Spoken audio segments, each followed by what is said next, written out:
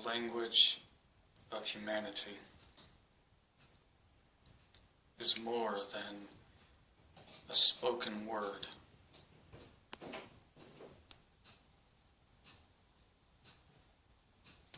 You have to learn to communicate with human beings as a starseed. Then you have to do more than wear the flesh and blood around your soul. What's required of you is a skill. Do as the natives do. Behave as they behave.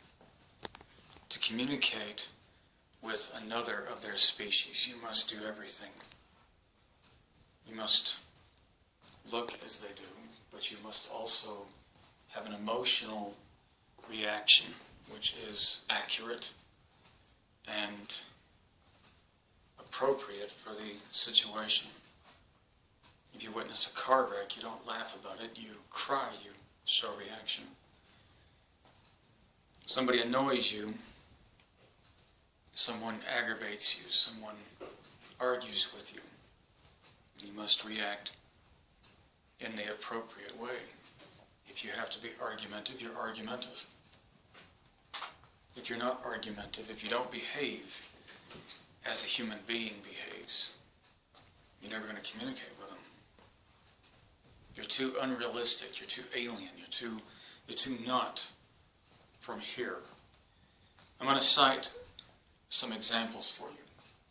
The movie Starman, starring Jeff Bridges, and the movie K-Pax, starring Kevin Spacey.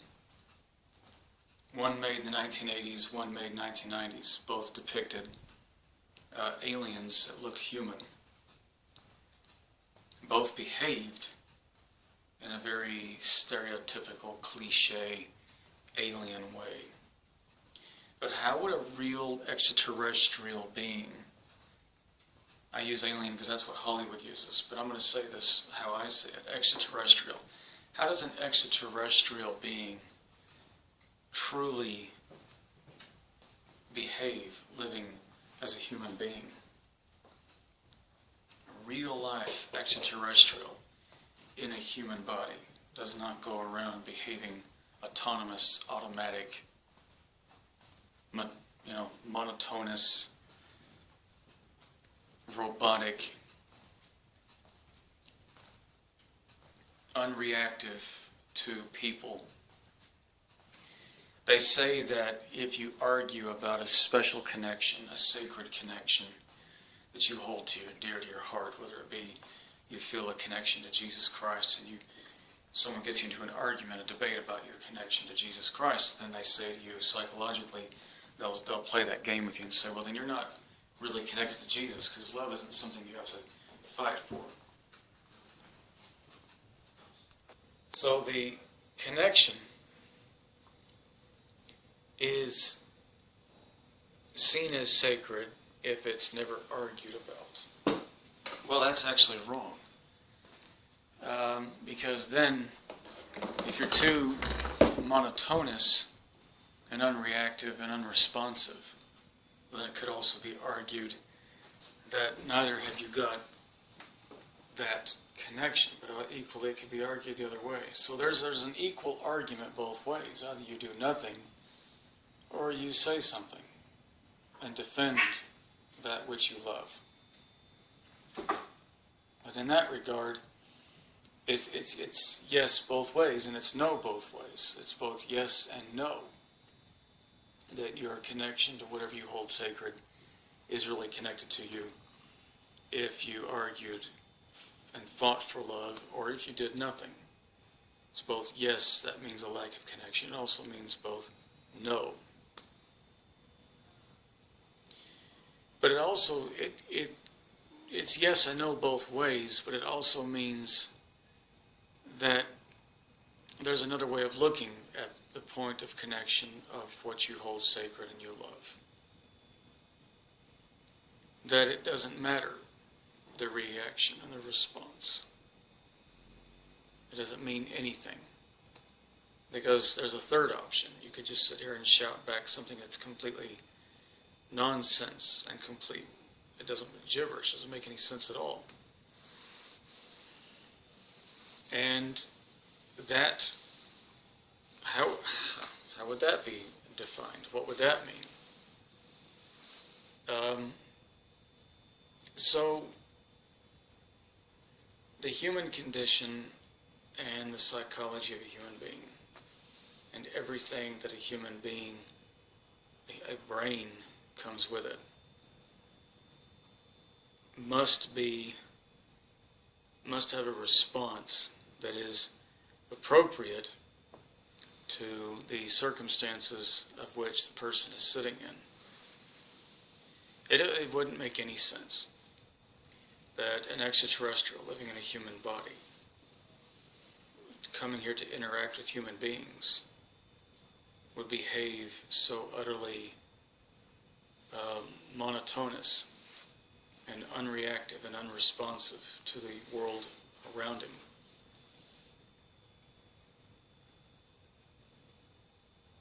It's kind of a case of how would this person, the question should be, what does a starseed do in our spirit, in our private time where no one's looking, where no one's watching? What are they thinking? What are they doing?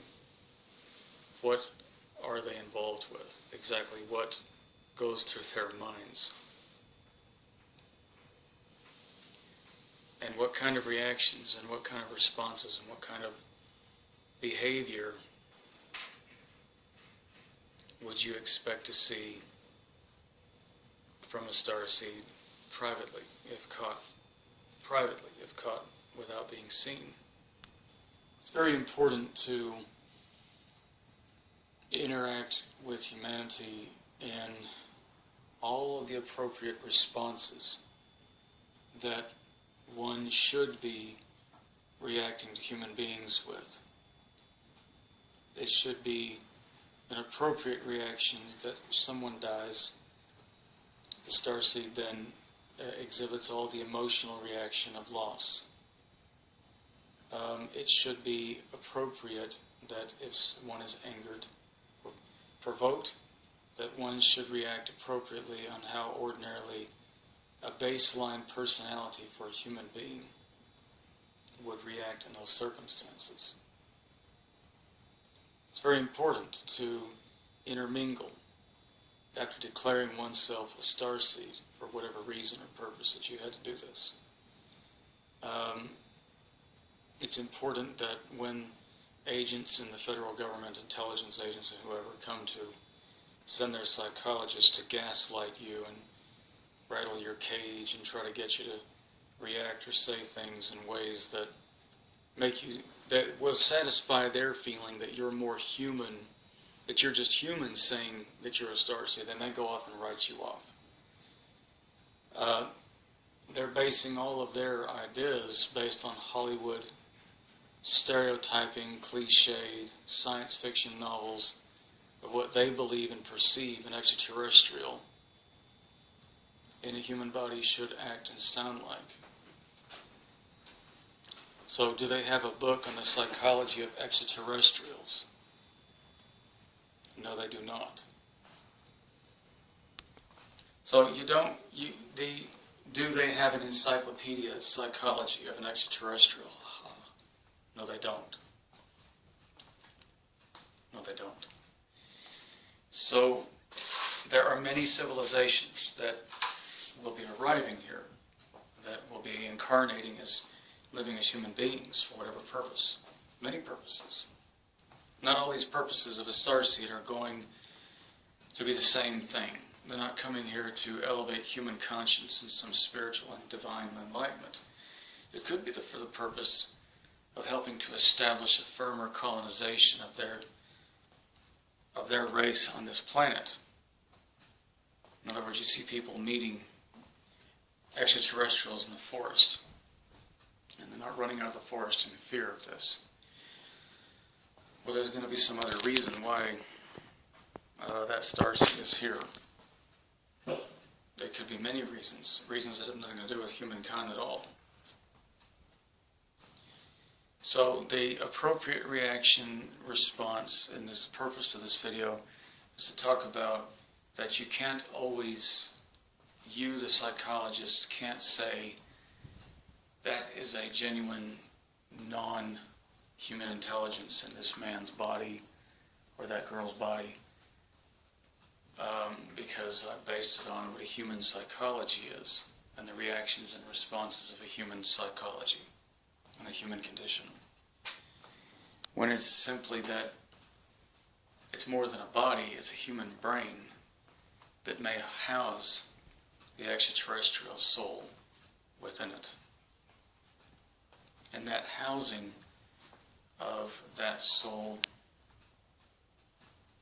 it may have the framework of a human brain, which means that the extraterrestrial has all the access points of everything a human being has got. The same brain, the same body.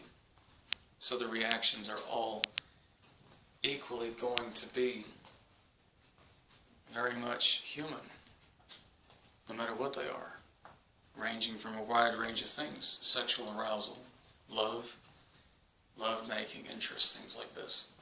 And the assumption human beings make is that everything in the galaxy, anything extraterrestrial, is all going to have the same feelings and reactions. The feelings may be there, but not all of the feelings are going to match with the human condition. So, in closing on this video, you can't determine don't expect an incarnated starseed living in a human body. You know, this is somebody who's had a past life as an extraterrestrial. They've lived on another world, and they've come to this planet for whatever reason, and are living and breathing and walking around, looking at all the appearance of a human being.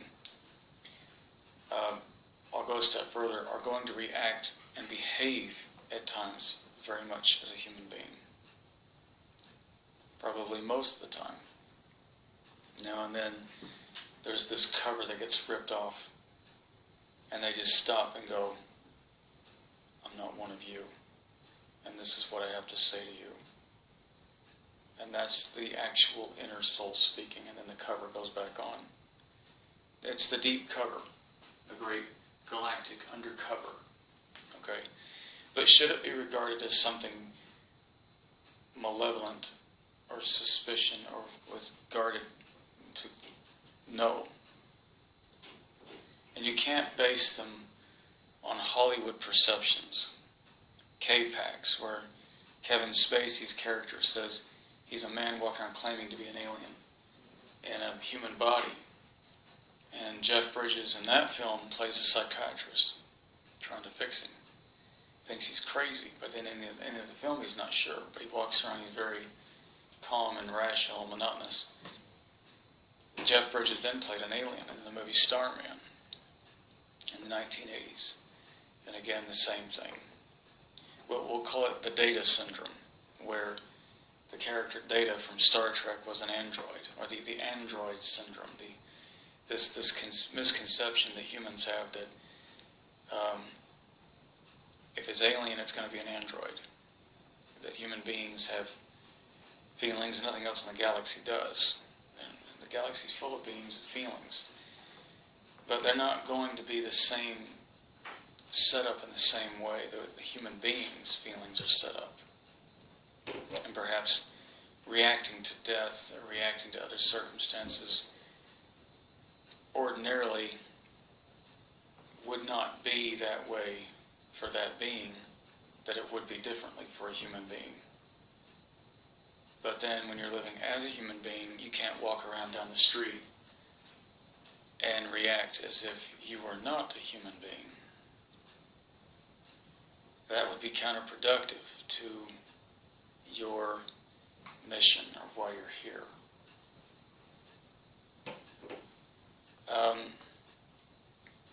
It adds an extra dimension to the search for extraterrestrial intelligence, the SETI program, listening for signals in deep space. Well, they're listening for radio signals.